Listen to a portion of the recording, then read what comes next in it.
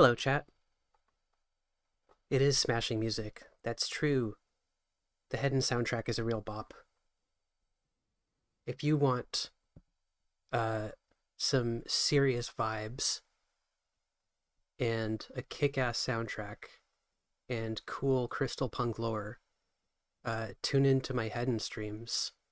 We'll be doing more of those pretty soon, I think.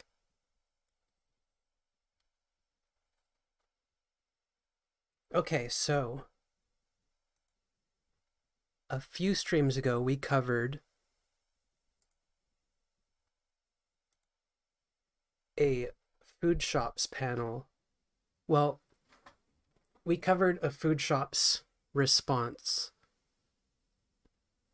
to it was like a we covered a Foodshops video about transmedicalism arguments. Basically, she was reviewing old panels that she hosted and kind of critiquing transmedical arguments, steelmanning both sides for and against transmedicalism. And I just kind of threw it on as like sort of nothing content, just commenting on whatever came up. Just because I was already watching it and, it's a small channel, so I'm like, okay, whatever, we'll just, we'll watch it on stream because I had some stuff to say. So Foodshops responded. Hey, Saru. And it was floated that I show up for a debate with Foodshops, with someone in the community, maybe one of the mods or something. I'm not sure. We'll play it by ear. But this is kind of an experiment because I haven't done a live debate before and I have basically no audience right now. So this is kind of inconsequential. We can just see how I do in a live debate setting.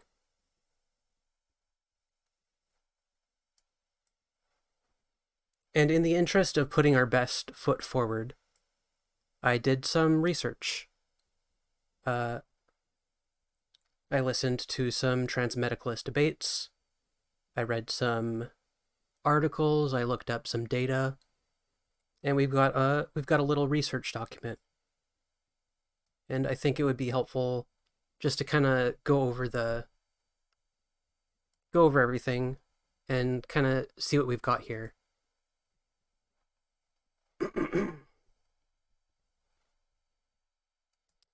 This is basically like a test run, just kind of, we're looking at what we have. We're seeing if anything stands out as good or bad. This is like a peer review process.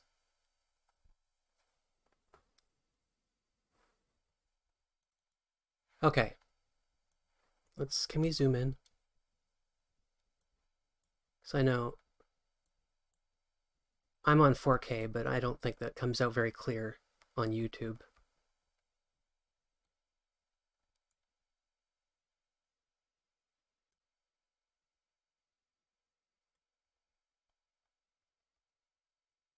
Oh yeah, I don't mind Saru. That's totally cool.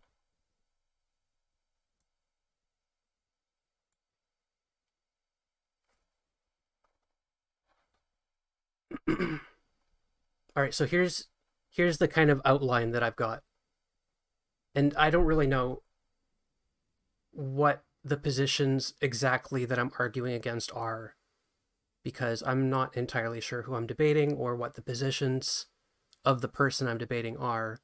So I'm just kind of arguing against transmedicalism in the general sense, and we're just gonna play it by ear, but this is the gist of it. Transmedicalism, the belief that being trans is defined by gender dysphoria or pathologized by some other such medical barriers, is a misnomer. It ignores actual existing medical consensus and guidelines.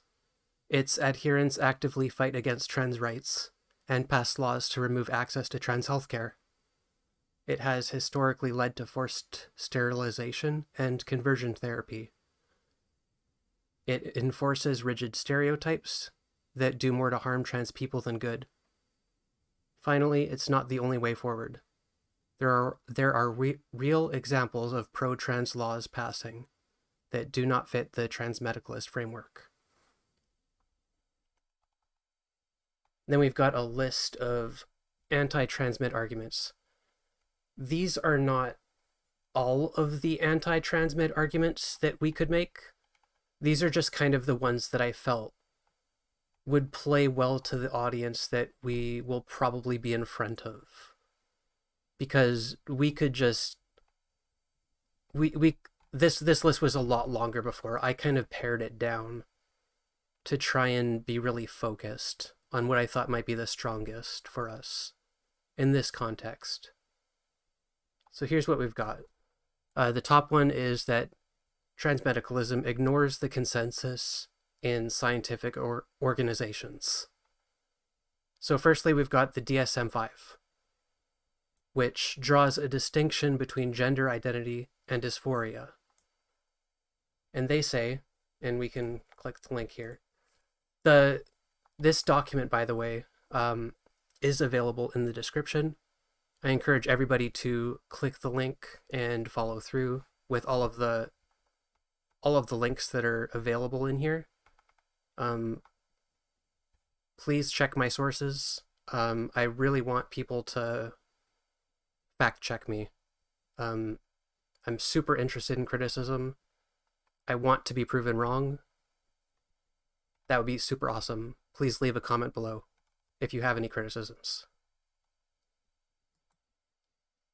Okay, so we've got the DSM-5 here, and they say gender identity is a category of social identity and refers to an individual's identification as male, female, or some category in between, i.e. gender fluid, or a category other than male or female, i.e. gender neutral. So they're drawing a distinction between gender identity and gender dysphoria. We can... Hold on. Maybe I should add this to the document, actually. See, this is why we're doing this.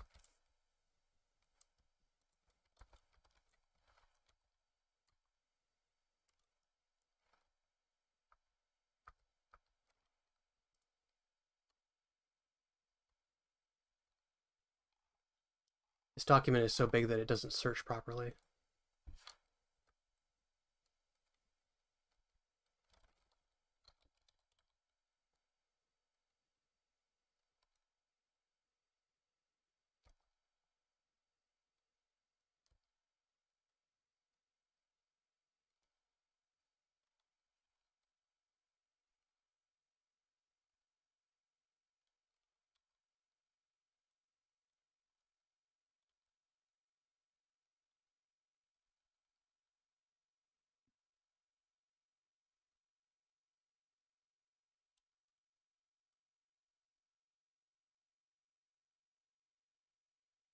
Yeah, here we go.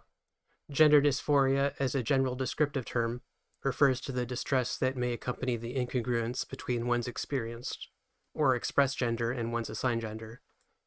See, there's a distinction there. They actually recognize gender identity as its own distinct thing. All right, then we got the American Psychological Association. Their definition of transgender is adjective, an umbrella term used to describe the full range of people whose gender identity and or gender role does not conform to what is typically associated with their sex assigned at birth. American Medical Association. Many but not all transgender people experience gender dysphoria. The Mayo Clinic. The terms transgender and gender diverse cover a range of gender identities and gender expressions. These terms move past the idea that all people can be classified as only one of two genders, male or female. The American Academy of Pediatrics and the American College of Osteopathic Pediatricians. They define transgender as someone whose gender identity doesn't match their sex assigned at birth, includes transgender girls, transgender boys, and non-binary people. The World Professional Association for Transgender Health, or WPATH. Persons must be freely able to freely express their gender identity, whether or not that identity conforms to the expectations of others. WPATH further recognizes the right of all people to identity documents consistent with their gender identity, including those documents which confer legal gender status. So you notice that all of these are like are mainstream medical organizations that provide guidelines and research that doctors around the world rely on. And they all are saying things that conflict with the general transmedicalist framework. For somebody to buy into transmedicalism, they would have to reject all of these organizations in their approach to transgender healthcare, which is to say that the medicalism in transmedicalism is inaccurate. It's a misnomer. So that's what I mean by that intro.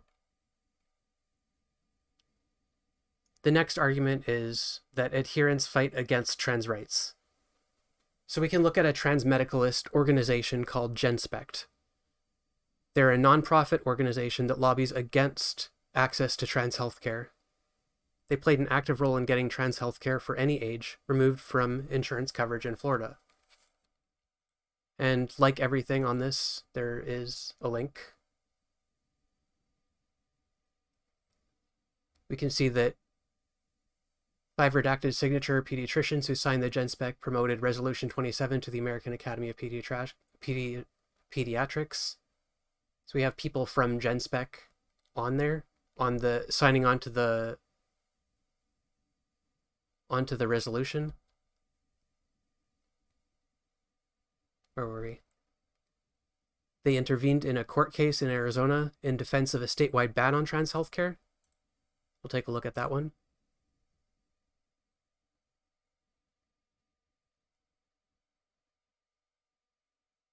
NHS pulls trans health conference after speakers' anti-trans links exposed.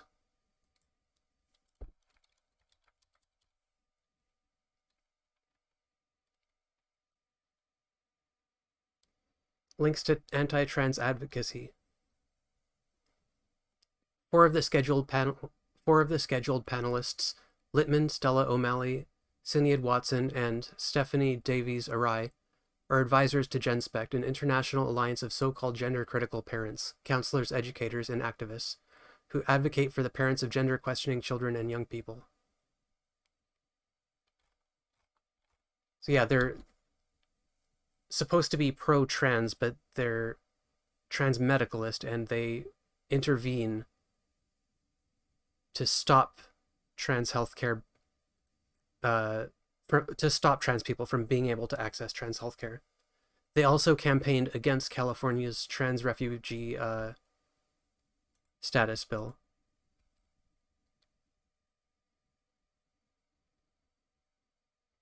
And you can read this article on your own time. It's linked again in the research document.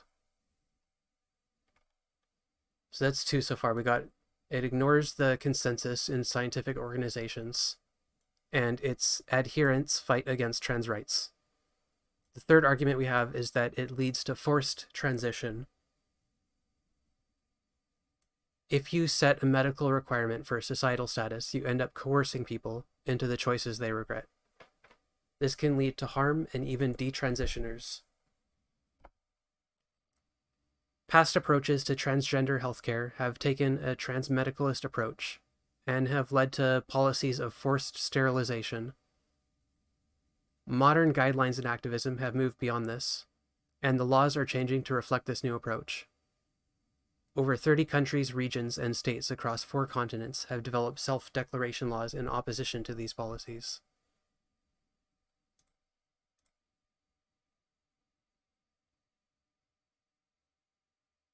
And that's just a source for that. Once again, you can click on that.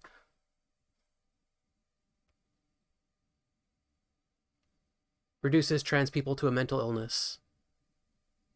This was also used historically to gain marginal acceptance for gay people, but led to conversion therapy and was ultimately a bunk science. Also has led to efforts to inflict conversion therapy on trans people. SEGM, a transmedicalist nonprofit org, lobbies for conversion therapy.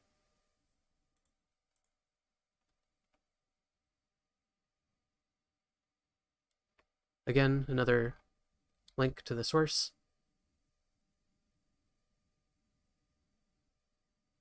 GenSpect, we're looking at them again. We talked about them above. Another transmedicalist org, also lobbies for conversion therapy.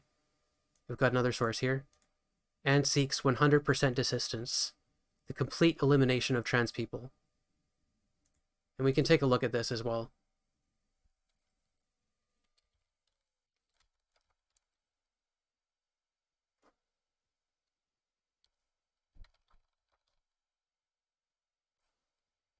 GenSpect also supports an organization called Our Duty, which has stated that it should be the objective of any advanced civilization presented with this problem to target 100% desistance and as early as possible.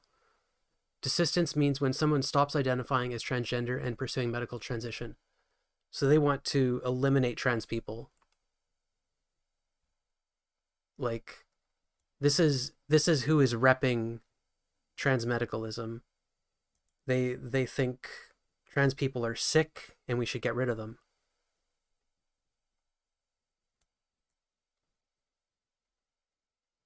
The next argument is that strict binary and transmedicalist expectations incentivize patients to lie in order to gain access to care that they otherwise couldn't. And we have here a qualitative analysis called Transmedicalism and Resistance in Non-Binary Narratives of Gender-Affirming Care. And this is actually going over conversations from real people who have sought healthcare and had to lie to their doctors in order to actually get healthcare that they weren't able to get otherwise. So that's an actual real thing that we can look at that affects people in the real world. And then the final argument is that it's philosophically untenable because, as we've covered this before, cis people can get dysphoria and transitioned people can lose dysphoria. And that's it. We had a whole list of pro-transmedicalism arguments and counter-arguments, and I just got rid of it. I figured I don't want to over-prepare. It's probably just better to ask questions and just kind of respond. If I hear some argument that I don't know the answer to, I should probably just ask for evidence or ask what they mean by that. I'm not going to get too bogged down in this, I think. That's probably a bad idea. But we can go over some questions that I would like to ask if I get the opportunity. The first one is, if you are against forced sterilization, then do you recognize the need for self-ID laws? If we gatekeep legal identification behind medical barriers or transition, then we create perverse incentives where people are coerced to transition who may not want to. Historically, this has led to barbaric policies including forced sterilization. Human rights orgs globally have spoken out against this and advocate for the need to separate legal identification from medical access. Another question we could ask is, why should we hold trans people to a different standard than cis people? Cis men can wear dresses and makeup. Cis women can have beards if they want. Cis men can have breasts. That doesn't make them not their gender. Anyone can be gender nonconforming. Why are we holding a double standard? Another question that occurred to me when listening to the Foodshops panel is, if optics are all that matters, then wouldn't it be best for all trans people to go in the closet until Republicans cool down for a while? After all, that's what they're saying they want. If we want to appease them, then what's with the half measures? I'm not sure what the response to that would be, but I don't know. I'm very curious about that. It probably depends on who I would ask and how transmed they are. Another one is Keffels trans? And this is just kind of rephrasing the other thing, the philosophically untenable thing. Keffels doesn't experience gender dysphoria. If yes, then how can she be trans? If no, then what is she? The next question is, what about someone who has gender dysphoria and wants to transition, but lives in a red state, where they would be lynched by their family or community? And this really depends on the person too, because some trans medicalists will say that that person is trans as long as they want to transition. So this really depends on who I ask. But it's good to keep in mind, so I'll keep this in here. You know, I think that's important to ask. And the last one is, and I don't know if it'll get to this question or not, but I have no idea what the answer to this would be, but I'm curious anyway. If transgender and transsexual are different things, can someone surgically transition and identify as transsexual without changing their gender? So by this I mean, could a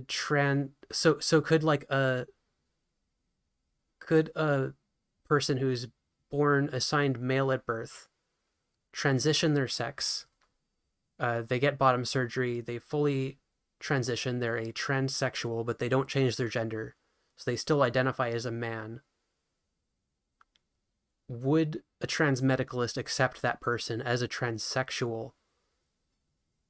And if yes, then do they accept that men could have like vaginas and breasts? And if yes, then why? That's kind of where that's going.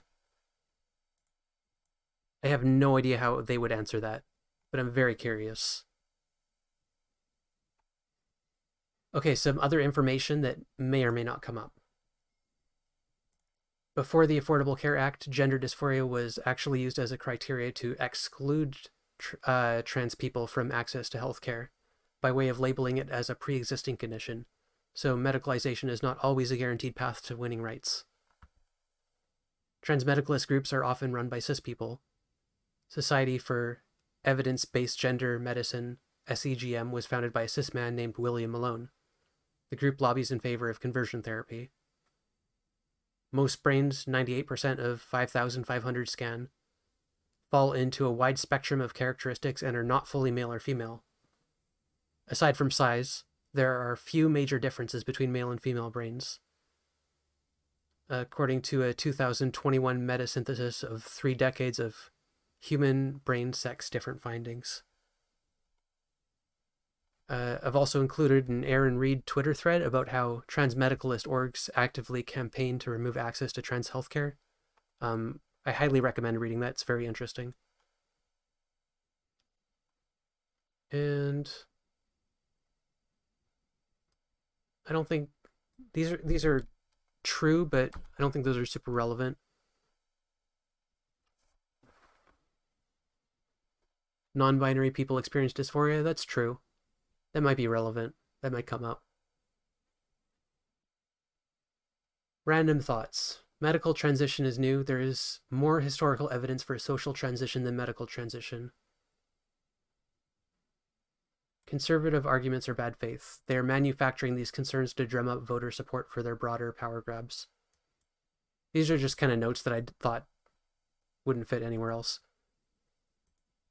Conservatives don't care about the difference between binary and non-binary trans people, or trans people and gay people, or gender non-conforming people.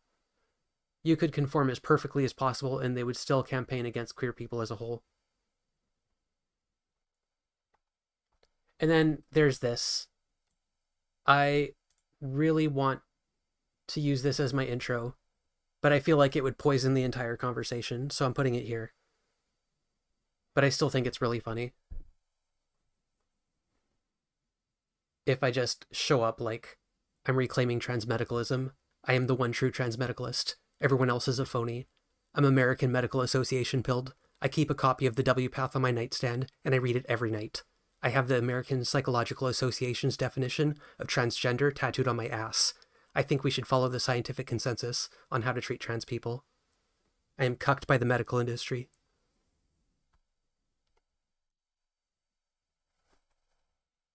And that's it.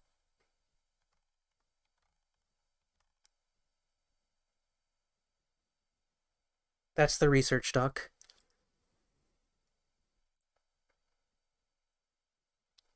A great example is Hungary with Orban's regime.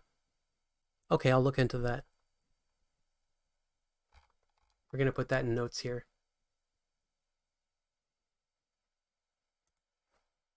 Putting that in random thoughts. Look into Hungary.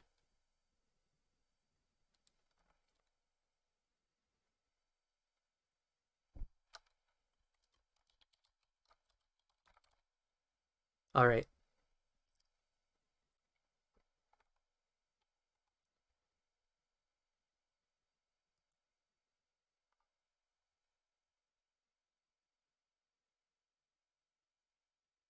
Well, the Florida bill is copied from Hungary's 2022 bill.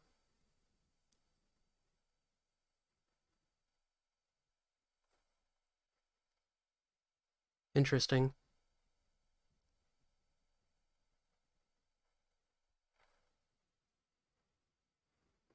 So yeah, that's basically it.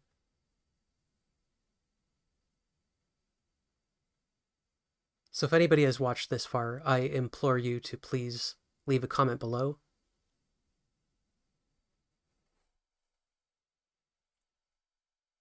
I'm very interested in critique.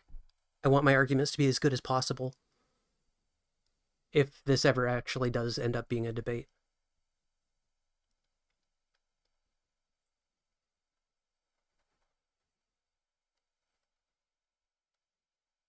And that's it, that's all.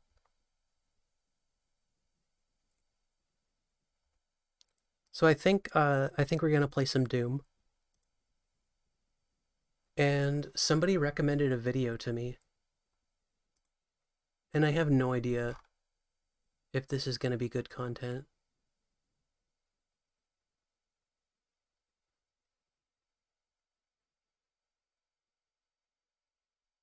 Like, I've heard from multiple people this is a really good video, but there's a difference between a good video and good reaction content. Because I could just be sitting here quietly playing Doom and watching a good video and being like, oh yeah, that's a good video.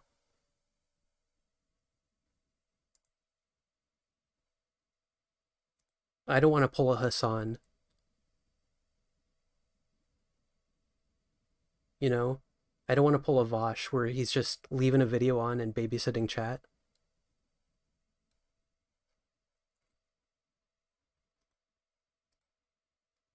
But it's fine. I've got like no viewers. So I guess I don't have to feel that bad about plagiarism at this size.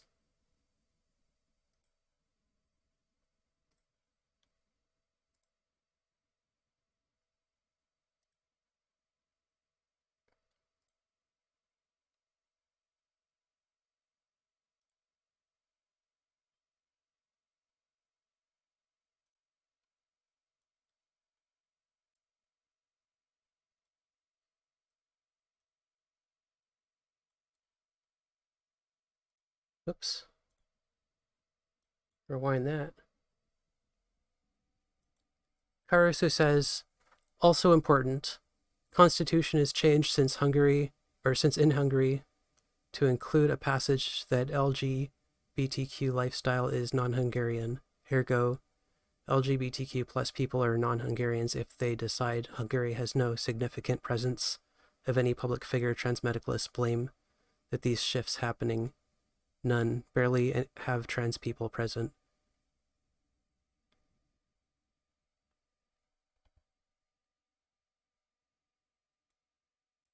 All right, let's see what this is about. This video is called The Incel to Trans Pipeline and Inside Mari. I have no idea what we're in for. The male gender is broken. Let's face it, if you present as male, there's exactly one personality that will earn you social approval. Chad. Assertive, dominant, successful. Nobody will be impressed by a male that is meek, submissive, and struggling. Such males are not considered gender trailblazers. They're just derided as incel neats. Nobody is offering an actual solution to this. Tradcons tell you to just man up. TERFs tell you to just abolish gender. Liberals deny this reality altogether. By embracing girl mode, you actually become free to be your authentic self without shame. Society at large requires men to keep grinding and struggling to keep the lights on, so obviously no serious and respectable person will encourage you to just drop down the pink vortex.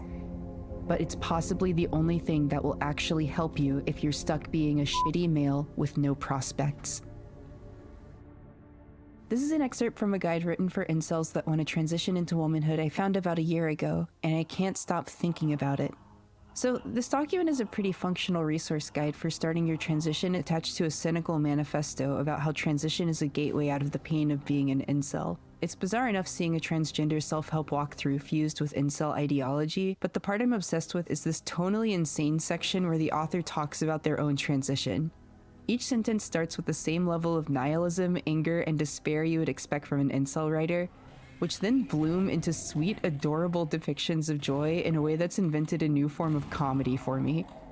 During this time, my emotions were becoming far more intense. I would cry at stupid and random stuff, but crying does not feel bad. It feels good and releases emotions. I would care about stuff that didn't even matter. It was almost like hormones were dumbing me down enough to where I could enjoy life. I was starting to get a feeling almost like being continually a little bit high. It was euphoric, to say the least. My first experience with a guy was a non-Chad friend who knew I had started transitioning and thinks I'm actually trans. We didn't have sex or even oral, but we kissed a few times and cuddled for a few.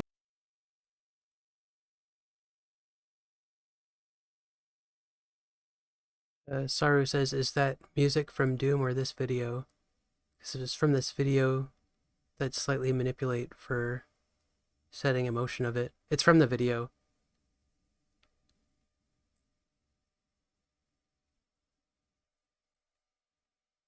Few hours. It was magical.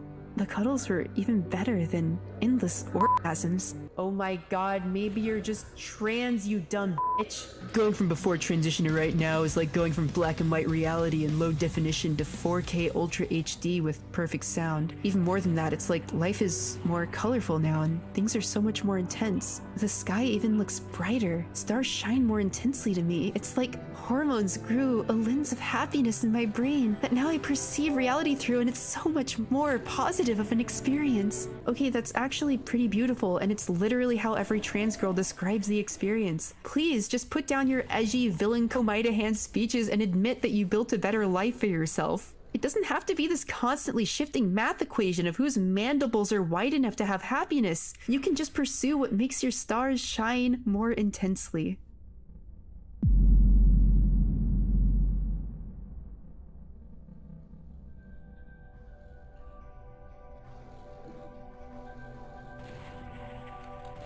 If you spend any time on 4chan's LGBT board, you'll see a lot of talk about the incel to trans girl pipeline. And a lot of the time, they aren't joking. There's earnest discussion in these spaces about the ways in which self-described incels and neets begin thinking about, making steps towards, and starting on their transitions into womanhood. There's actually 2 related articles on the Incel Wiki. One is titled Tranny Maxing. If you're familiar with incel terminology, you've probably already heard of looks maxing, a set of strategies used to compensate for what they perceive as inborn ugliness. And this is basically that, but undergoing transition not to align oneself with an innate sense of gender, but to alleviate the distress of living as an incel. The other article is titled The Transvestigiality Hypothesis, detailing this ludicrous idea that living as an incel caught within a web of perceived and actual gender-based challenges can essentially cause a form of artificial gender dysphoria. There's whole communities dedicated to this connection, with resource lists and even posts listing out scientific studies supposedly validating the idea of this sort of voluntary strategic transition.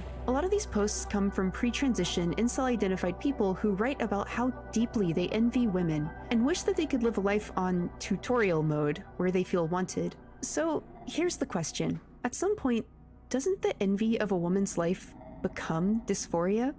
The general social consensus on gender identity right now seems to be based around the mythologized idea of a gendered essence that you're born with. But what does it mean when someone who has lived their entire life as a man, who is comfortable with being a man, transitions? What if that transition is motivated not by the internal feeling, I am a woman, but by something else?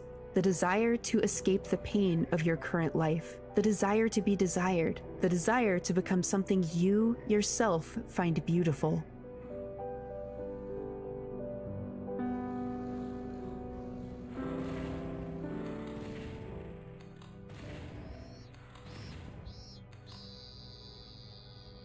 Isao Komori's life is a blank space. Dropped out of college, not pursuing work, no friends, all of his family is far away. He spends his days playing video games, jerking off, and screening calls from his mom, pitifully lying about going to class while living off of his family's monetary deposits. His apartment is filled with bags of garbage he hasn't taken out, some rotting to the point that flies have begun circling. Isao began college life idealizing the concept of a fresh start, hoping to find friendship and opportunity in a new city. However, after waiting for months for someone to approach him, he found himself friendless, surrounded by now solidified cliques. And then, one day, he couldn't do it. He stayed home that day, and the next day. Weeks turned into months. If you withdraw from society for long enough, your social muscles atrophy, the pressure of shame and guilt for evading your responsibilities sealing you into your room. You become calcified, locked into the life of an extreme shut-in. Isao's life has one bright spot. Every night when the students and salary workers have all gone home, he goes to the nearby convenience store to pick up food and look at the magazines. And it is there that he sometimes sees the angel of the convenience store, a high school-aged girl whose singular beauty strikes him so deeply that he begins following her. He develops this quiet, intense, nauseating fascination with her, building the idea of her up in his head to angelic heights, an inversion of the abyss that is his own life. Following her out of the store down the dimly lit road becomes a ritual he repeats for an entire year. It offers some sort of antiseptic to his life. College, my mom, employment. I can forget reality altogether if I only follow her lead. Forever and ever. And then, one day, he wakes up as her. This is the inciting incident for Inside Mari, Shuzo Oshimi's dark inversion of gender swap stories. And this manga, for me, is an artistic distillation of the type of pain described in the beginning of this video. In some ways, Inside Mari can help us understand the so-called incel to trans pipeline. And in order to get there, we need to completely understand what is happening in this manga. Before we go any further, I have to give a really big thank you to the manga publisher Dempa, who sent me all of the manga panels I'm using in this video. All 9 volumes of Inside Mari are currently available from them, and if you're into collecting physical manga, please consider picking them up. Dempa's a smaller publisher, but their quality is super good. Inside Mari is printed on really nice paper, the color pages at the beginning are included, there are these really nice French flaps with reverse printed art, and the localization and lettering are really well done. I love Dempa, please go support them. Video games, lewd mags, convenience store dinners, 0 friends, 0 prospects, 0 hope. This was the life that Isao Komori lived until waking up as the girl he obsessed over, who he soon learned is named Mari. In the first few volumes of the manga, we see the usual friction between one's sense of self and one's new body commonly used for comedy in body swap stories, but instead it's inverted into something far more disturbing and nuanced. Isao spent much of his time separate from but obsessed with women's bodies. His connection with women at this point in his life is purely one of distant objectification. And now, within Mari's body, he has rocketed from his state of isolation into the private interior spaces of high school girls. He has to learn about Mari's family and friendships, but where something like Your Name plays it off as a simple, "Oh, you're acting sort of different today." Oshimi does a great job depicting the intense discomfort of suddenly being subject to the invisible expectations and minute subtleties of being a teenage girl, especially when it comes to girl friendships. The combination of physical intergroup intimacy and unspoken social expectation leaves Isao, who I'm going to call Isao Mari from now on for reasons that will become apparent, in a constant state of panic and frustration as his desire to survive each day with Mari's social circle intact is impacted and swayed by his pent-up sexual frustrations and years of isolation from women his age. This culminates in several instances of Isao Mari groping and ogling Mari's classmates. These moments of tension are as effective as they are because of how good Shuzo Oshimi is at panel pacing.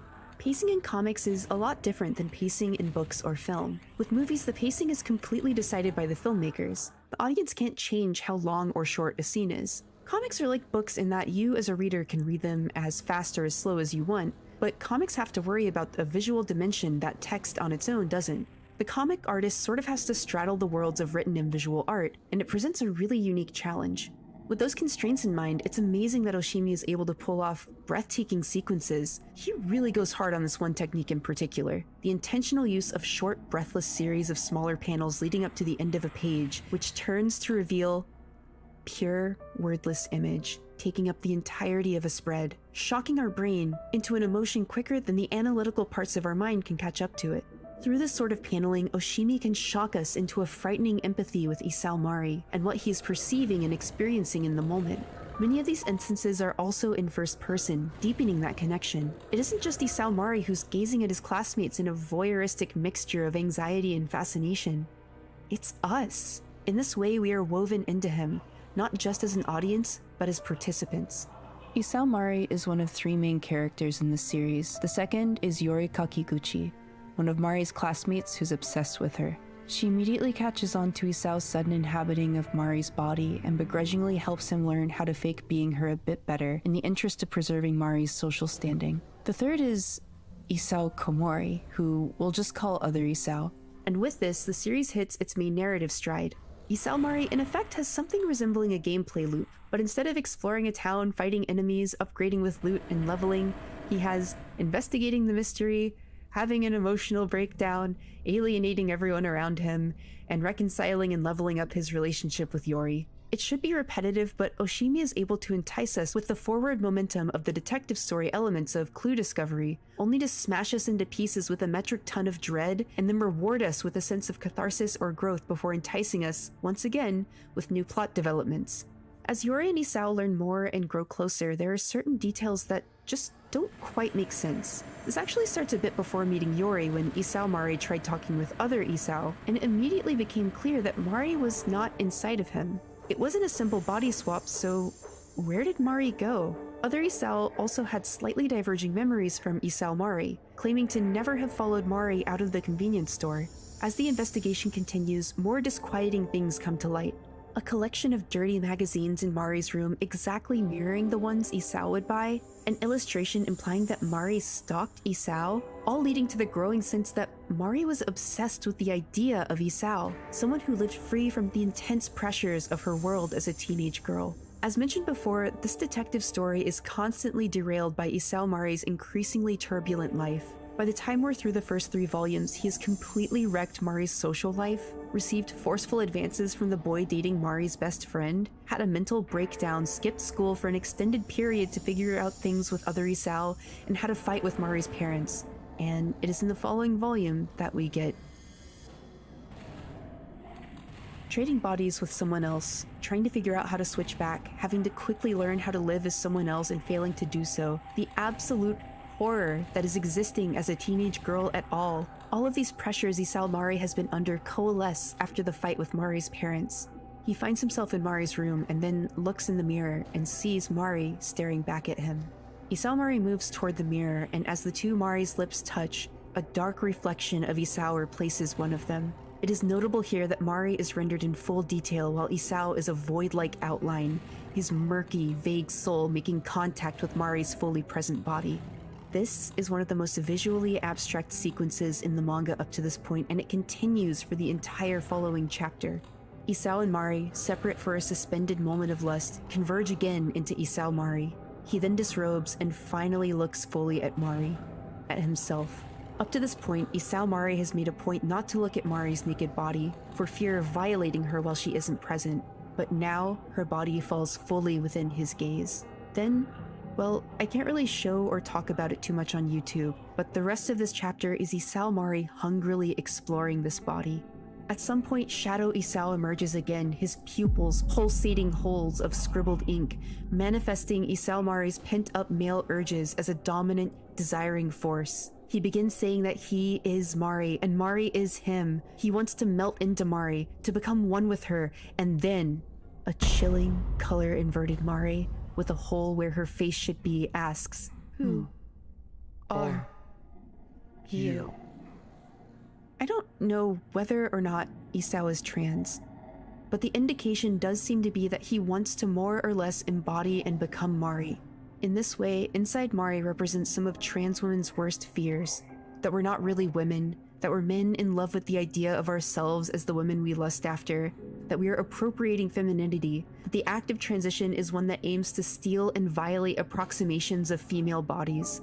Isao in the sequence states that he wants to melt into Mari to become her fully, but that desire is tied up with his erotic fascination of her body. The sequence is literally autogynephilia rendered as a stunning piece of visual expression. By the time I was through with it, nausea and excitement were competing in my stomach. The pain of seeing one of the worst tactics used against trans people rendered within a manga, contrasting with the absolute pleasure and wonder that comes with observing true, transcendent art. After we see that horrifying panel of faceless Mari, Isao Mari receives a shocking phone call. It's Mari. There are quick, tiny frames of Isao Mari's naked body, his shame at what he just did, sharpening against the sudden presence of the owner of that body. Throughout the series, there's this weird disconnect between Isao Mari and other Isao. This wedge between two people who should essentially be the same person widens with each volume as Isao Mari becomes increasingly desperate to prove that he's the same person as other Isao, while other Isao grows more and more infatuated with his idea of who Isao Mari is. Every time Isao Mari talks to other Isao, he should be feeling kinship, but there's always this distance. The distance of other Isao objectifying Isao Mari's body and slowly falling for him. The distance of Isao Mari's desperation to get back into his life. A distance filled by the growing body of evidence that Mari isn't who everyone thought she was. Isao Mari says "you're me" or "I'm you" often in these conversations, almost as if he has to reassure himself of that fact. Other Isao just nervously goes along with it, not feeling any sense of connection or confidence that Isao Mari is who he says he is. We see this dynamic stretch to its breaking point when other Isao confesses to Isao Mari. In the lashing rain, other Isao has appeared outside of Mari's bedroom window to confess his love. What begins as firm statements from Isao Mari that they're both the same person devolves as other Isao rejects that argument, going into a desperate, embarrassing plea, saying he'll go back to college, turn his life around, and get a job, all for Mari. And then, it becomes sheer pain. "I'm telling you, I'm not Mari." That's a lie. "It's not a lie. Listen to me. I didn't get you off because I'm in love with you or anything like that. It's because I'm pond scum. You're pond scum. Because that's what the real Mari-san thought when she looked at me. Come on. I'd never go out with you. You make me sick." Panels and panels of nothing but rain. The words that were said are given room to settle in our minds. And then a piercing scream from other Isao. And one final unison sentiment. Quiet and from the gut. "I'm so gross." Isao Mari is pushed further and further into the role of a teen girl, not just by other Isao's confession. The weight of everyone's expectations bear down. Even Yori in the ensuing chapters begins treating him more delicately. Things fall apart. The mysterious Mari phone calls turn out to have been other Isao using a voice changer to try and manipulate Isao Mari. The three main characters confront one another about the call, Isao Mari's physical intimacy with other Isao, everything. Things fall apart. Isao Mari kisses Yori. This is a whirlwind psychodrama, characters' innermost animal drives coming to the surface. Things fall apart. Mercifully, there's this sweet little reprieve we get with Mari's brother once Isao Mari returns home. They talk, they play video games. I'm really grateful for this gentle human connection. Oshimi is known mostly as someone who captures the basest, most awful, violent, psychosexual drives of people, but he can also render the subtle pleasures of everyday life. The slow squares of light cast by a window that travel down the floor, the small divine pleasure of growing fond and comfortable with another person, the nervous glances towards someone you have a crush on. The only reason the near relentless pain of his stories is effective is because it's countered by these sparse, fragile moments of beauty. Unfortunately, we can't stay in the moment forever. A childhood photograph sparks a memory within Isao Mari. That memory leads to the name Fumiko and the image of a Ferris wheel. Yori and Isao Mari go to the theme park that houses the Ferris wheel, but oddly, it feels less like an investigation and more like a first date. Oshimi's talent for tiny interior loveliness is fully explored here. The two go on rides, play at attractions, and oh my god, I cried. I really truly cried when I saw these smiles. There's this delicate line of hope that comes from these characters being able to experience joy and togetherness despite the hell that they've been through. The Ferris wheel looms, inevitable, but as Yori says, we've still got time. Let's go on a few rides first. Just a few more. From this point, I'll be discussing some revelations and plot details that occur late in the series. I believe this series is still 100% enjoyable, even if you know what I'll be talking about, but if you'd like to avoid any spoilers, go ahead and skip to the time indicated on screen. They board the Ferris wheel, and once their car reaches the very top, Isao Mari unlocks a memory that lets him know Mari was originally named Fumiko, a name chosen by her paternal grandmother. After that grandmother passed away, her mother renamed her Mari. It's difficult to explain without recounting the scene verbatim, but this wasn't simply a parent renaming her child. It came across far more like someone fundamentally altering their child's sense of self. This look on her face? That's the look of someone who has utterly deleted her daughter's identity. She isn't looking at Mari, she's fixing her in a gaze. After that revelation, Isao Mari falls into a near comatose state. One of my favorite narrative devices I've seen used quite a few times is something I like to call the Walk of Heaven. Sometimes in a piece of fiction, usually towards the climax and after a lot of trauma that the characters can't return from, two characters get to meet in a metaphysical space and go on a walk together. Harry Potter and Dumbledore did it in the Deathly Hallows. The final episode of Madoka does this multiple times. Hedwig and the Angry Inch did it in probably one of the most stunning uses of a musical number I've ever seen. And Oshimi uses it here too. Within Mari's body, Mari takes Isao on a walk. In the first volume, inside Mari was drawn with heavy liner and some shading by hand, but mostly achieved through standard screen tones. By now, inside Mari has morphed into a fully hand-drawn, intricately cross-hatched, gorgeously raw piece of art. The screen tones and bold lines giving way to far more figurative and impressionist sketchiness, mirroring the plot and experiences of Isao Mari in the previous chapters as he collapses into full-on ego death. But here, these delicate lines feel far kinder and quieter. Mari offers him chocolate, and I can't explain it, but there's something so gentle about that. They walk on, Isao remarking that he feels like he's forgotten something important, and then they come upon little Fumiko, lost and crying. When her mother shattered her sense of self, Fumiko, the little girl so full of love, was fragmented off of Mari, stuck in a perpetual state of static trauma and sadness within Mari's soul. Mari offers to lead Fumiko home. The two girls walk into the void, seemingly erasing themselves so that Isao can inhabit the body, but not before Mari leaves one last hint. She has seen Isao's journal, a journal that Isao Mari has no memory of keeping in his previous life. Other Isao has moved back home after his mother learns that he's dropped out of college, and Isao Mari and Yori travel to go see him and ask for the journal. Isao's mother greets them and... "You're completely different from the mother I knew." They sit down with other Isao. He hands them his journal and leaves. It's just Isao Mari and Yori now. He reads the journal, and it all locks into place. "I'm Isao Komori." There's this type of psychological therapy called internal family systems, or more commonly, parts therapy. It's an approach that seeks to understand the mind as a system of multiple parts, and underlying them is the person's true self.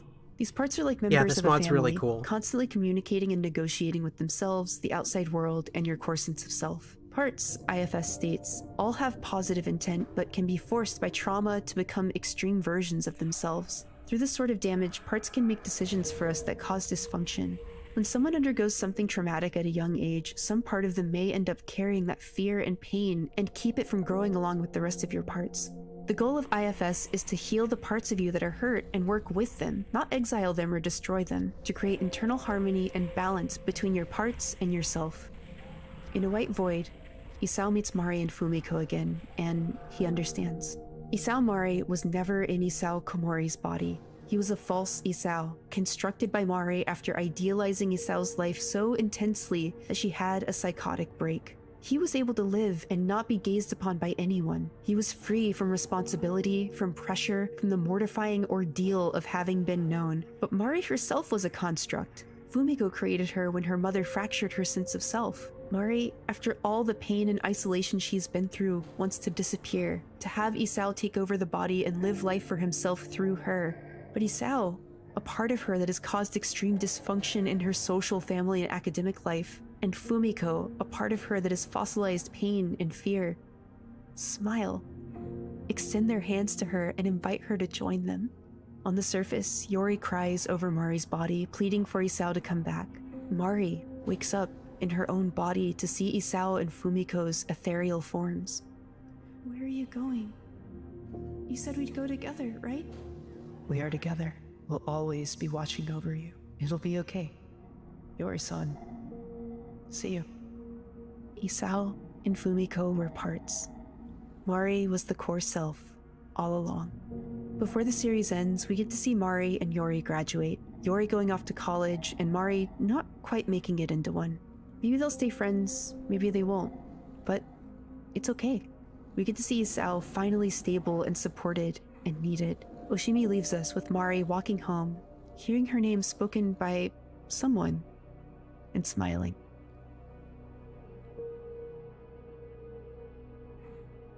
Making assumptions about the worldviews, feelings, and experiences of artists you don't personally know is always a bad idea, but I'm literally going to do that here because I have unhealthy parasocial feelings about Shuzo Oshimi.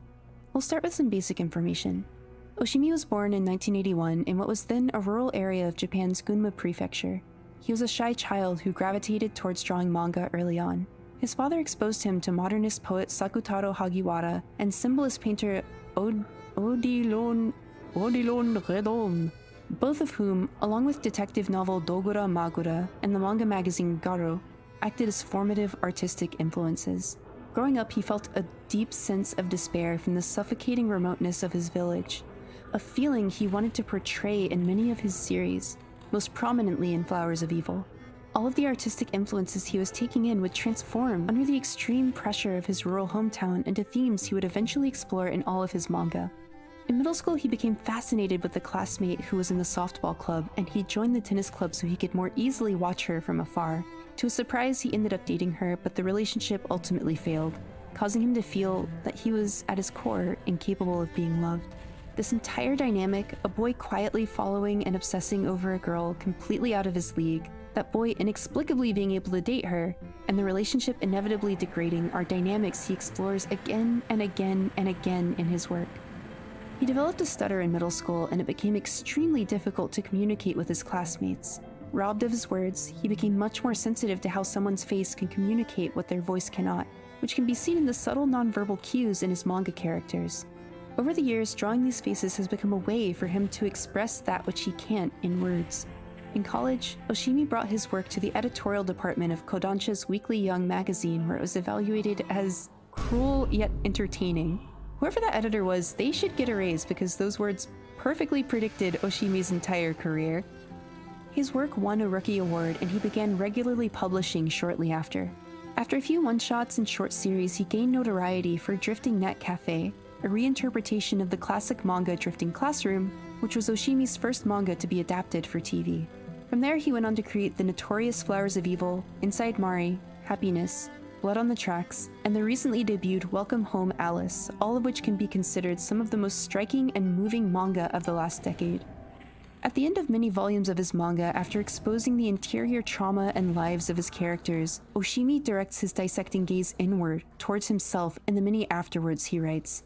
In these small cross-sections of his life, the vulnerability with which he reveals himself can sometimes be overwhelming. In these brief glimpses into his life, I sometimes felt like an unwilling therapist, forced to learn about some of the most uncomfortable aspects of this person, obliterating the wall of respect and distance between artist and audience. Oshimi peels back the layers of outward civility in his characters to reveal their innermost selves, and he does that to himself here. Even in some of the most harrowing autobiographies I've read, there's usually this sense of disconnect, a certain dignity the author maintains that is totally absent here. When Oshimi talks about his first erection, you can tell through his tone that he's ashamed to talk about this, but it's almost as if he can't help himself. And that made me extremely uncomfortable reading it. But in that discomfort, that vacuum left after the destruction of the wall of respectability, there's an invitation for us to examine ourselves and connect with the author in a unique and genuine way. And fans have let him know about that connection. We know Oshimi felt isolated growing up in a remote village, but the ways he describes those feelings in The Flowers of Evil afterwards is so deeply crushing. And the ways he depicts this both in fiction and in afterwards resulted in numerous people who feel or have felt trapped in their rural hometowns reaching out and thanking him for that sense of connection. That said, there's this afterword at the end of the first volume of Inside Mari. I'm gonna go through it now. Good evening, everyone. Thank you for reading Volume 1 of Inside Mari. Have any of you male readers ever wanted to become a girl? I have. I'm talking about a sex change. Wanting to dress up like a woman is a little different. Yes, it is. After all, no matter how much you look like a girl, if you've got the mindset of a man, then you're not a girl. In other words, I'm not talking about lust here. If a man becomes a woman, when he sees his new female body, he'll still perceive it through the eyes of male lust, and would then get further and further away from being a woman. That's not what I'd want. I'd want to turn into a woman in both body and mind. I want to be born as a girl, be brought up as a girl, live my life as a girl, and just be a genuine girl. Do you want to know why? Because to me, girls are half of the world. As a man, I can only see the world as a man. There's no way I can see the world as a woman. So it is my wish to venture into that half of the world I can't reach, but I'll never be able to achieve that. It's impossible. But still, no good. I am no good at getting my feelings across. Well, I thought about that topic while creating this manga. Thank you for being a good listener. I hope we meet again. I don't want to get too parasocial, but that is gender dysphoria. To be born a girl, brought up as a girl, I want that. I want that so bad I could die. In the space of this afterword, I felt seen by and connected to this creator. What does this sort of confession mean about Inside Mari? I don't have any idea, but I know that Oshimi has articulated a feeling so integral to my sense of self that I felt naked reading it. I don't know, I just felt it, you know?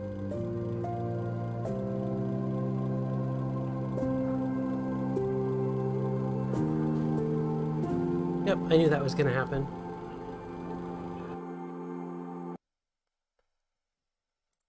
Time. Okay, we're only halfway through the video, but I knew this was going to happen. This is a really good video, and I guess we'll keep watching it, but I don't know what I'm supposed to say. It's a good video. It speaks for itself, though. Alright, we'll just keep watching it. Whatever.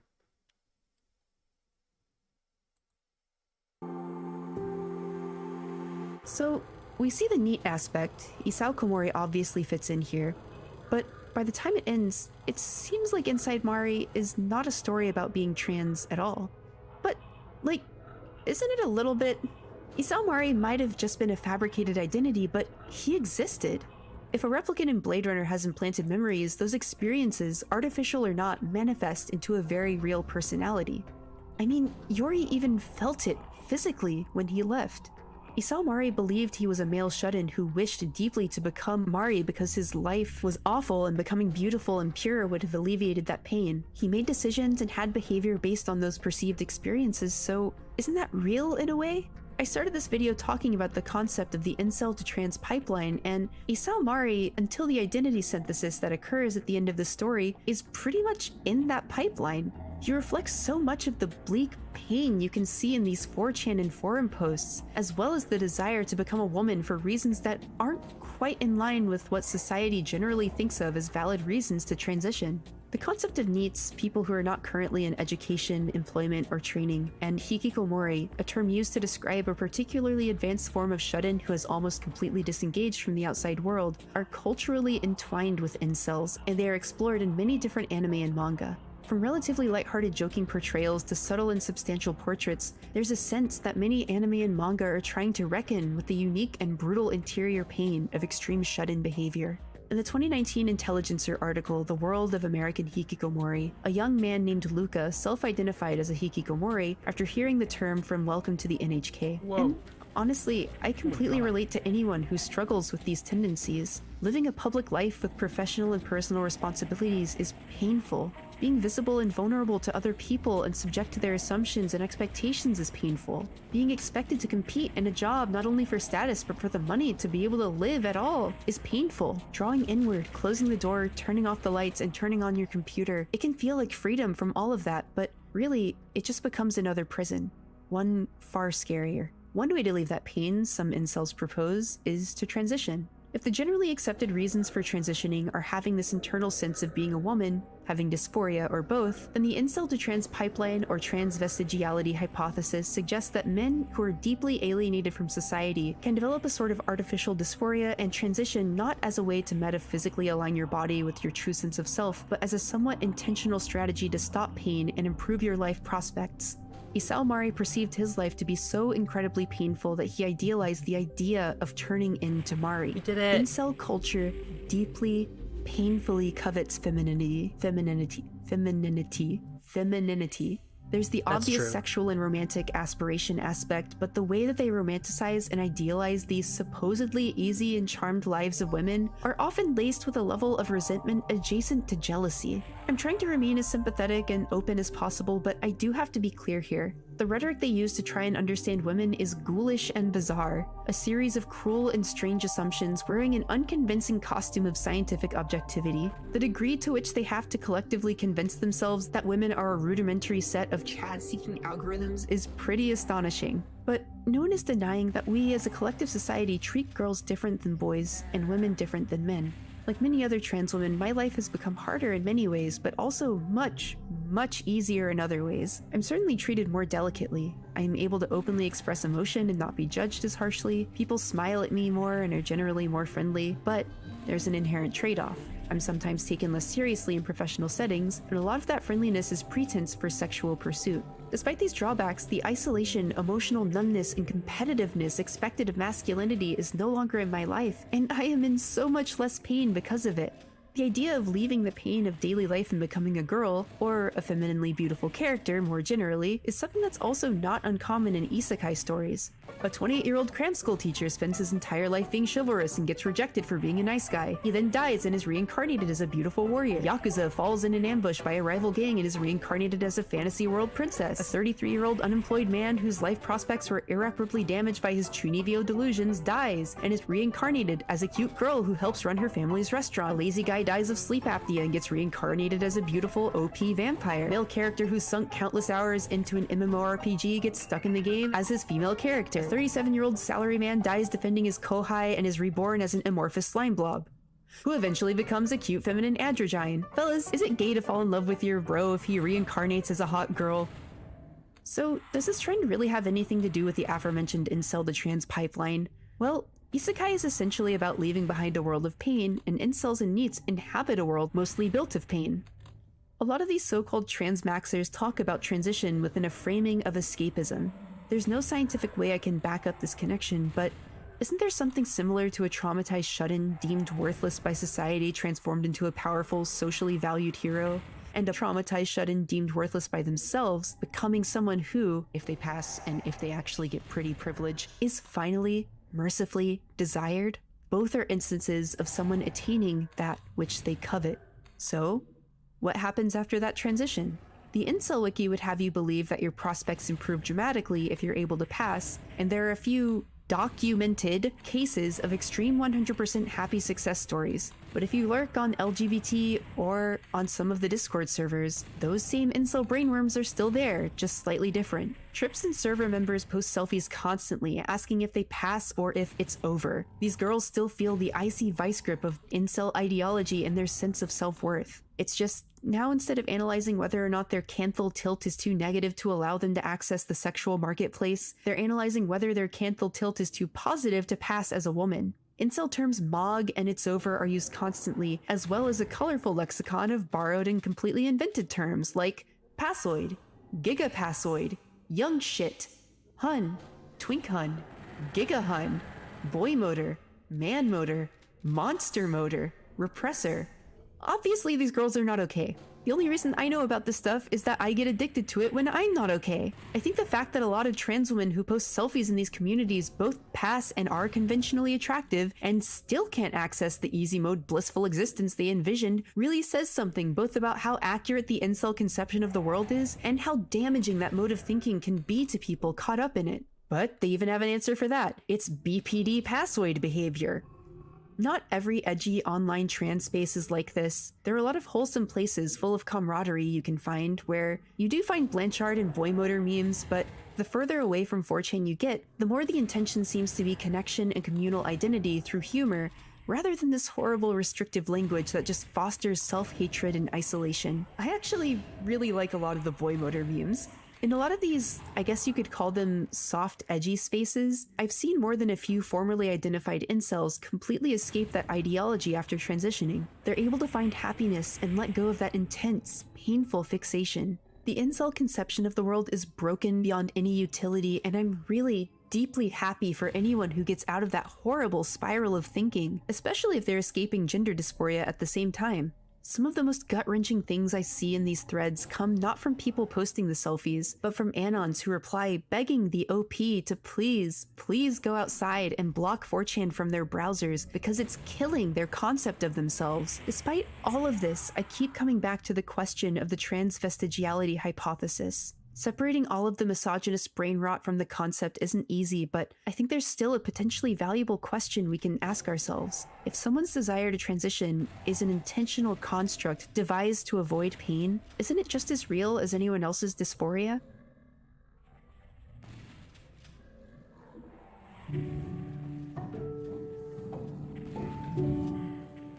When I was growing up, I didn't have the language for the pain I was experiencing.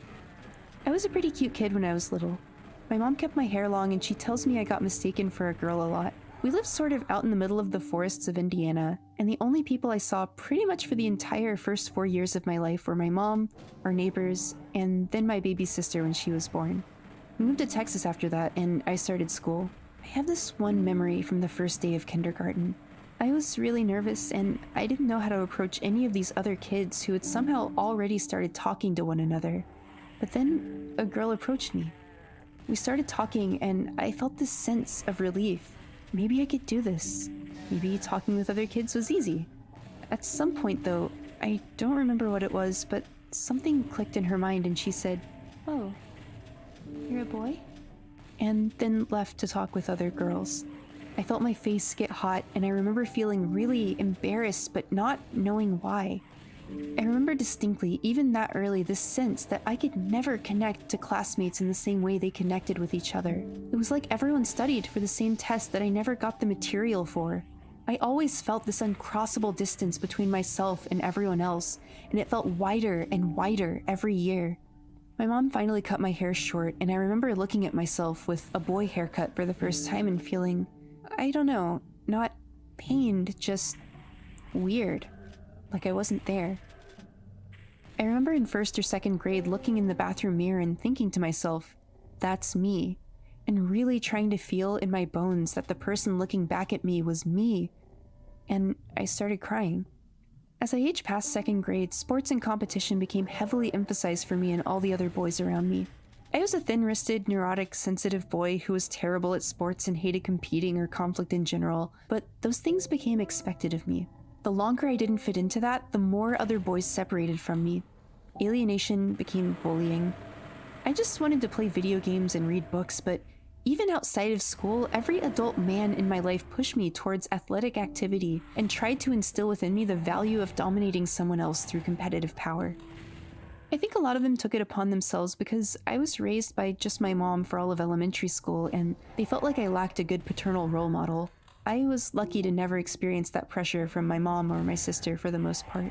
I got really chubby starting in 5th grade, and by the time I entered middle school, I was being made fun of for being fat.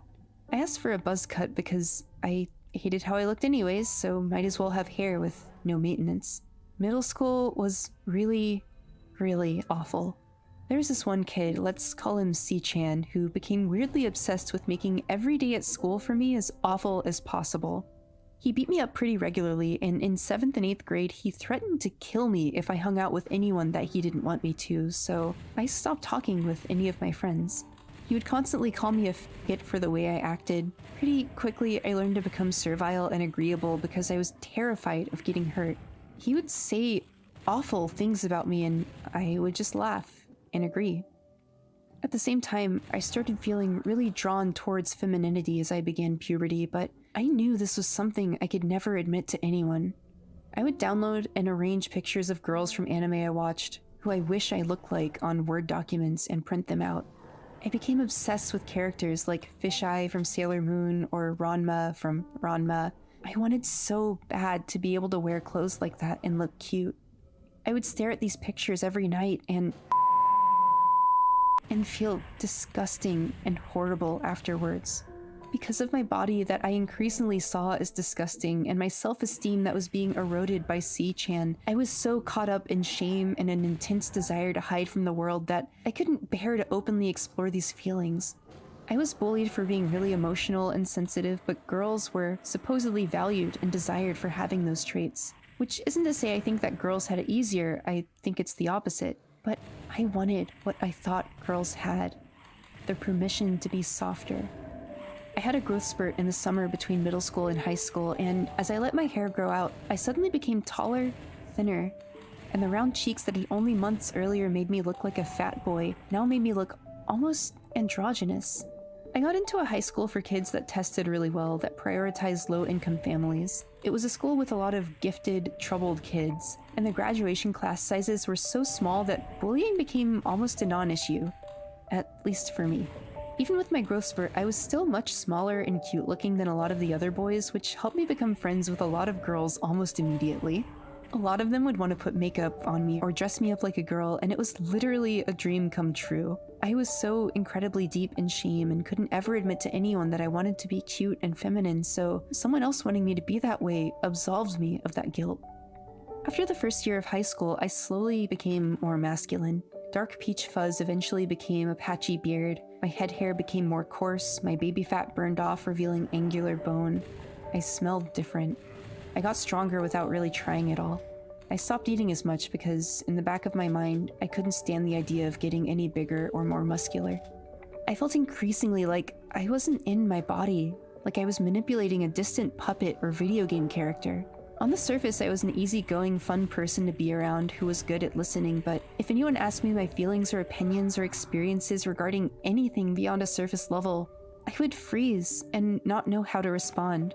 I wouldn't say that I was ever an incel, but I relate deeply to the struggle of social isolation and an essential feeling of being unwanted. I never felt like I could perform masculinity correctly, and isn't that exactly what's at the heart of being an incel? I could never measure up to other men physically. I was small and weak comparatively. I never understood how to socially embody masculinity either. Every time I tried to date a girl, I was so passive it would end before it started. There was something so deeply wrong inside of me, some invisible wall that separated me from the perceived success my male peers had achieved. The term failed male is sometimes used by former incels who have transitioned to describe themselves. I totally relate to it. But I knew I couldn't be a girl either. I looked more manly every day. By the junior year of high school, those feelings of not wanting to be a boy were getting harder and harder to ignore. I would avoid mirrors because I hated getting confronted with what I looked like. Every picture taken of me gave me a small jolt of almost physical pain when I looked at it. It was around this time that I tried to get my first part-time job. There was this shopping center I really liked, and I wanted to try applying to some of the stores there during the summer between my junior and senior year. I had my mom drop me off on the way to her job. It was early enough that everything was closed, so I decided to just walk around until the first stores opened up and I could ask for job applications. A car pulled up to me and a guy rolled down his window and asked what I was doing. I told him, and he said he owned a restaurant nearby and he'd be happy to drive me there and interview me on the spot. I got in his car and my mom was crying when she picked me up. We went to the police station, but they didn't really take me seriously because I was a boy and it didn't sound like I fought him off or anything. We got home and I took a shower for 3 hours and slept for the rest of the day. I hated my body, so why did he want it? Why am I so disgusting? What is wrong with me? I didn't tell anyone besides my mom about what happened. I repressed it, and I got a job somewhere else. But I couldn't visit that shopping center for a long time.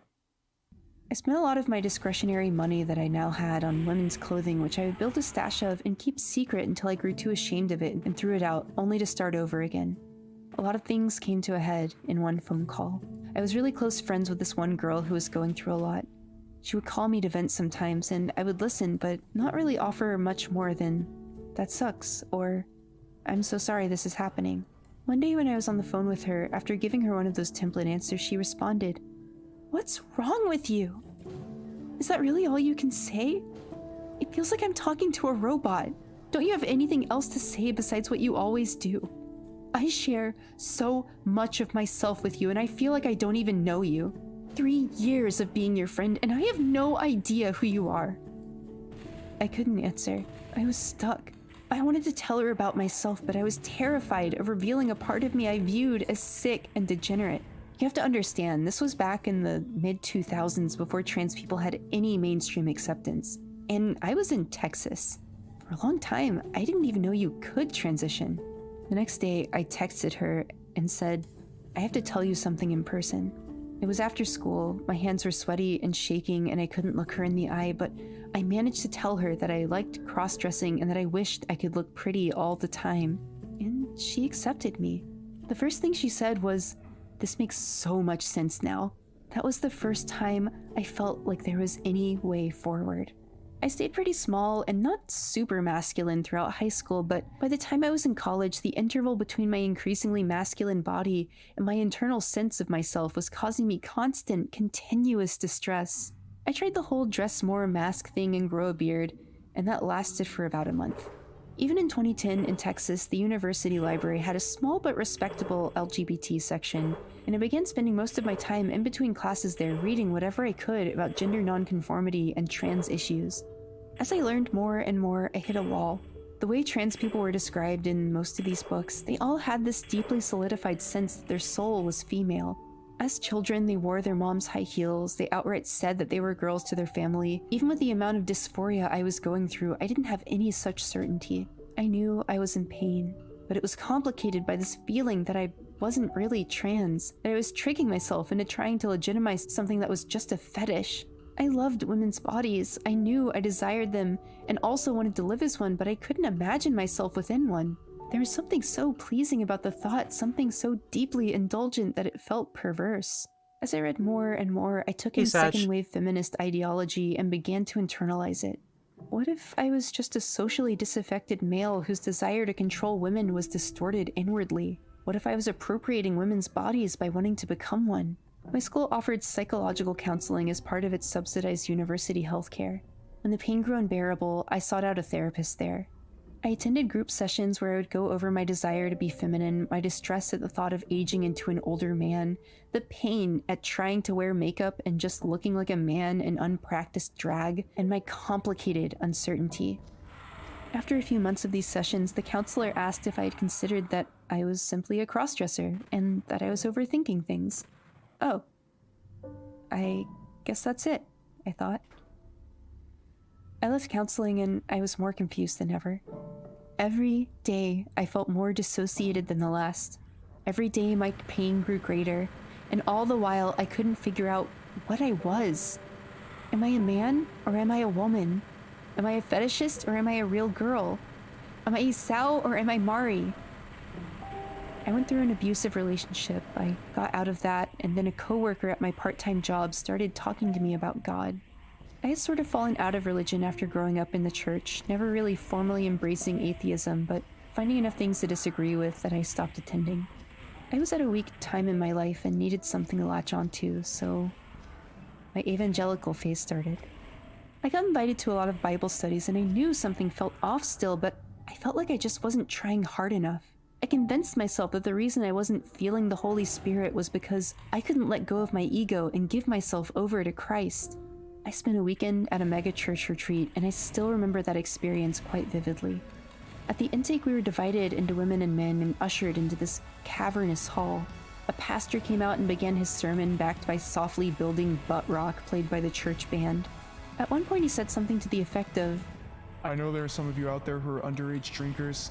Some of you are on drugs. Some of you are struggling with homosexual urges. Some of you don't even know if you're a boy or a girl. I felt in that moment as if a spotlight had fallen on me. With those words, it was like God was staring straight into my soul. All of my trouble with gender, the social isolation, the inescapable feeling that some part of me was degenerate and rotten, it was all visible to him. Please, please tell me what to do, I thought. Please fix my heart, please. Make me whole. But there was no response. The sermon ended and I was left with this feeling of complete and utter emptiness. There were no hands to catch me from this fall. After that, I drank a lot. I wanted to just stop living. I want to say I hated myself, but at the time, I didn't even know who myself was. Then, a year later, I returned to counseling. I had one-on-one sessions with a new therapist this time. After weeks of explaining again what I was going through, the intense oscillation between thoughts of, I can just suck it up and be a straight man and have a family, and I think I'm dying. I think I'll die if I don't transition. My therapist asked one simple question. Well, does it really matter if you're a girl or not? It sounds like you're in pain. Real pain. And you know what you can do to make it go away. That's right. It didn't matter. Everything melted away. So what if I was a degenerate pervert? The fact that this pain was real and not going away meant that transitioning was the correct path. I signed up for the waitlist for HRT at a nearby informed consent clinic, and a few months later, in December of 2011, I began taking the medicine that saved my life.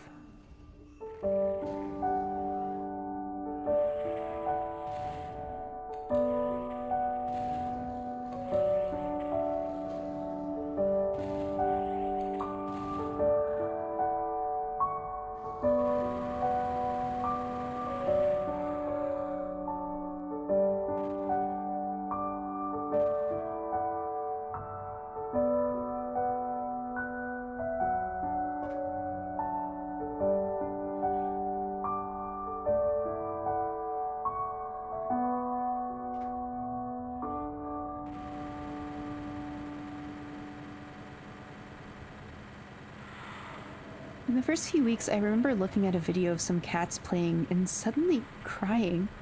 Deep, heaving sobs. I could feel, not in the distanced, echoed way I had been, real, actual, electric emotion. Those tears were the emotional backup of more than a decade of disconnection with my body. I could feel again. Slowly, I saw my body change. First, my body odor became nearly non-existent. Then my face slowly began to soften. About half a year after starting, I could look at myself in the mirror and not feel disgust. Within 2 years, I actually sometimes even liked what I saw. I think I probably seem far less emotionally stable and far more fragile now than before I transitioned, but that's because I'm still processing and sorting out 2 decades worth of stunted emotions and repressed trauma I didn't actually feel in the moment when they occurred. Despite still facing a lot of pain, I am able, for the first time in my life, to feel happy. In this way, my transition was a construct I devised in order to escape pain. My initial feelings were, I don't know if I want to be a girl, but I don't want to be a boy. I just want to be pretty. Honestly, I still don't know if I'm a girl. I don't know what it means to be a girl. I've gone in and out of the labels of trans woman, trans feminine, non-binary, lesbian, bi, pan, and none of that matters that much to me now. None of that can ever describe the nuances of existing as a person. It's beyond language. I don't fault anyone for finding utility or comfort in identity terminology. That's not what I'm saying. I just feel this sick feeling when the weight of assumption that comes with each label touches my skin. Boy, young man, woman, trans, gay, non-binary, deviant, bi, pan, scared, lost child, these are all names I can give to parts of myself. But the underlying core sense of self was screaming to be seen, so I transitioned in order to do that. And now, this body is me. I am here.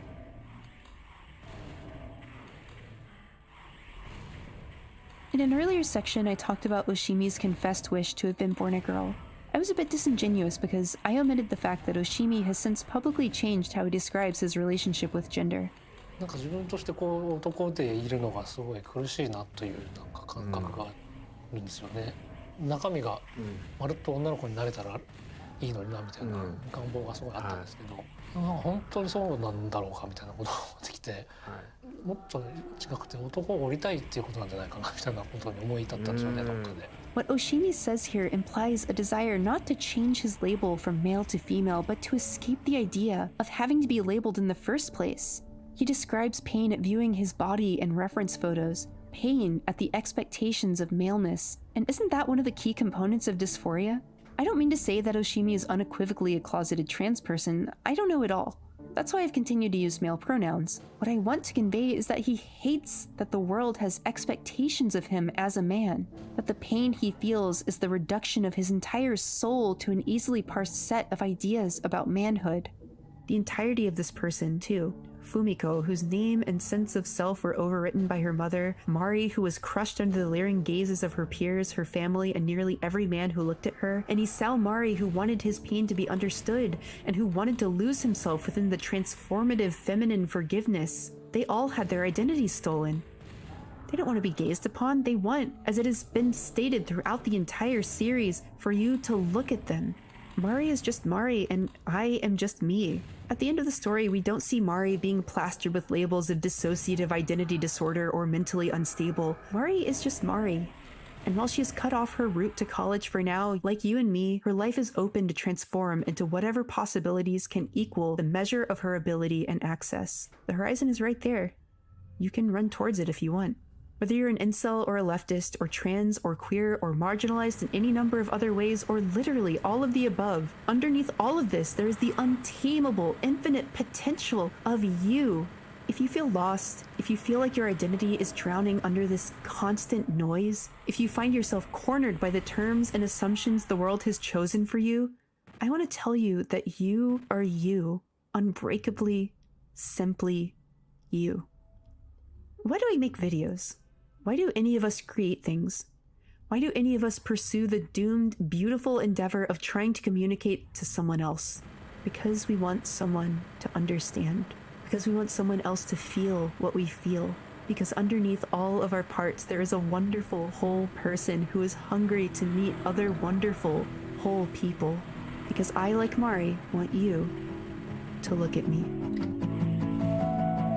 I don't know if I'm a boy, I don't know if I'm a man. I know I want to be called pretty, but I don't know if I want titties. I guess I could say Yeah, it was a really good video.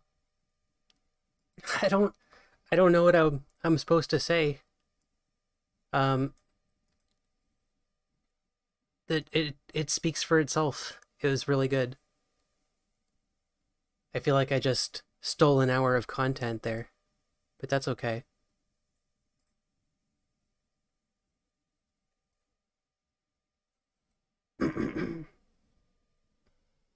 Okay, so I think we're gonna wrap it up for tonight.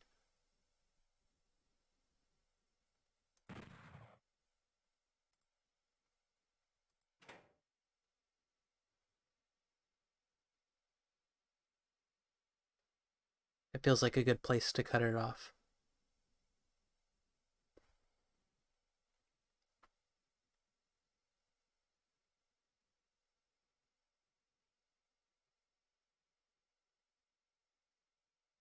Oh yeah, I'll link the video in chat. Hold on.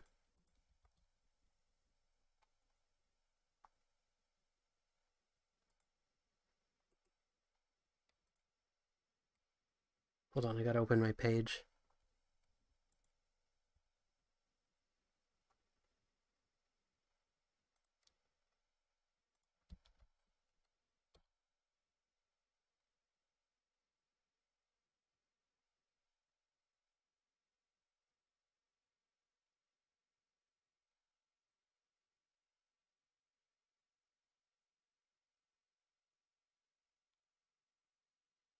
All right.